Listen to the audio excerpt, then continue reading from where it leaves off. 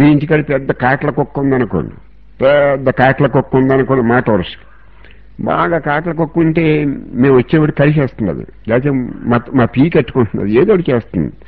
ఎంత పెద్ద కాట్ల కుక్క అని మీరు రా బుజ్జి అంటారు అనుకోండి, మీరు మీ దగ్గరికి వచ్చేస్తుంది. అదే మాయ కూడా కాట్ల కుక్క లాంటిది, పొగరబోతు కుక్క లాంటిది. ఈ మాయలోంచి ఎవడు బయటికి రా.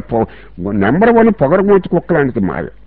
కొన్ని ఇంటికాడ అంతికే బోర్డులు రాస్తారు కుక్కలు ఉన్నాయి జాగ్రత్త అని. మనం అజాగ్రత్తగా లోపల వెళ్ళా వచ్చి మనం పీకి పట్టేస్తుంది, నొక్కేస్తుంది, చంపేస్తుంది.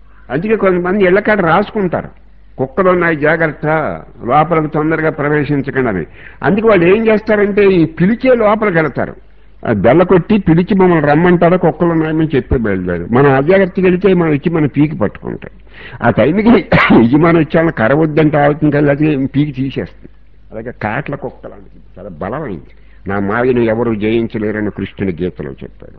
ఇవన్నీ బుడబొక్కలు మాట్లాడుకుంటున్నాం, మనం బుడబొక్కలోడం కాబట్టి, మనం అందరం బుడబొక్కలోడం కాబట్టి భగవంతుడు చెప్పిన మాటలు బుడబొక్కలు మాట్లాడుకుంటున్నాం. ఏం చేద్దాం, మనం బుడబొక్కలోడం మనం.